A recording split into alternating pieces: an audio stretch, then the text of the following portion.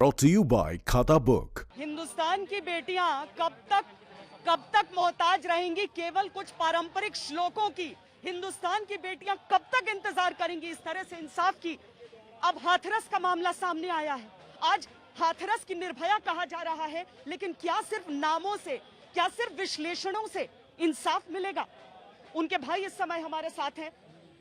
Body आप लोगों को हैंडओवर की गई है, पोस्टमार्टम हो चुका है? नहीं, पोस्टमार्टम हो चुका है पर बॉडी हमारी हैंडओवर नहीं की गई है। क्या आप लोगों को रिपोर्ट के बारे में कुछ बताया? कुछ नहीं बताया अभी तक। कितने दिन एफआईआर का इंतजार करना पड़ा?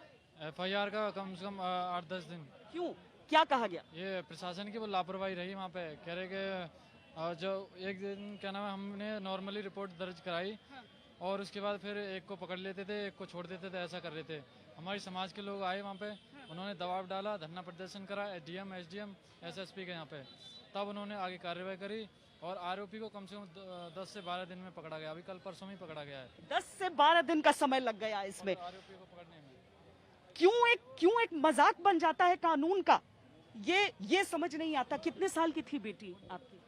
बेटी करीब 18 साल की थी बस। किस हालत में मिली थी आप? उस बेहोशी की हालत में मिली। बहुत चोटें आई थी, बताया जा रहा है गर्दन, गला, आंख में खून भी था। ये गला जो दबाया ना, उसकी ये हड्डी और ये यहाँ से हड्डी, ये धड़ जो है उसका काम करना छोड़ दिया, उसी धड़ काम करना बंद कर दिया था। मैं बोलना चाह रहा हूँ, घास लेने गई थी जब, पापा जी नहीं थे वहाँ, मम्मी जी थी। मम्मी जी साथ गई, उन्हें वहाँ पे वो बिना कपड़ों के मिले और उन्होंने अपना पल्लू डाला साड़ी का। उसके बाद उन्हें कपड़े पहनाए गए, तो उन्हीं में से एक जन जाके वहाँ पे हमारे जो बड़े भैया हैं उनको बताया कि आपकी बहन वहाँ पे बेहोश पड़ी है। तो वो ले गए थे सीधे थाने उठा के। जी, आप लोग लगे रहे कि बेटी को इस तरीके से कर दिया है। एफआईआर नहीं कर रहा था कोई भी? जी मैम, हाँ, वहाँ से जब बड़े भैया उठा के ले गए हैं तो उन्होंने बताया कि उन्होंने सिर्फ एफआईआर SC/ST एक्ट लगाया, अटेम्प्ट टू मर्डर, क्योंकि उस टाइम वो बहुत ज़्यादा होपलेस थे और ना उनकी समझ में कुछ आ रहा था। उन्होंने खुद ऑटो बुक किया अपनी तरफ से पैसों से, ना उन्होंने, पुलिस वालों ने भी एम्बुलेंस नहीं मंगाई, जबकि वहाँ पे ज़मीन पे लिटा दिया था दीदी को। तो उन्होंने साफ साफ बोल दिया कि इन्हें यहाँ से बड़ी थी वो? जी, उन्होंने साफ साफ बोल दिया कि यहाँ से उठा के ले जाओ, ये बहाने बना के लेटी हुई हैं पुलिस कर्मियों ने। बहाने बनाने की बात की? जी, ऐसा बोला था उन्होंने। जबकि खून था, सब नजर आ रहा था।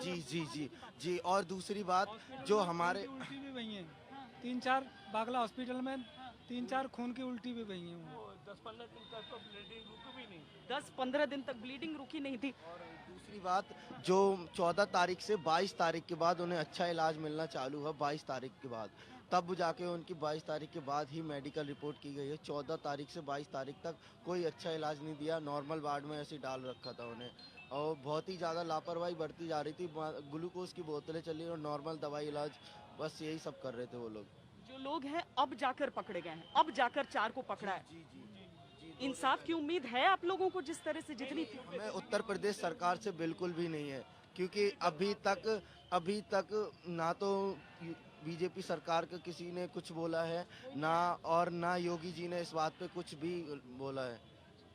क्या चाहते हैं आप लोग? यहाँ धरने पर बैठे हैं अभी। हमें तो न्याय चाहिए। न्याय में क्या चाहिए? हमें फांसी चाहिए। जैसे मेरे, जैसे मेरी बेटी की जान गई है, बहुत सी घनघोर कागज अपराध और दिल्ली में एक बहुत ज़्यादा है।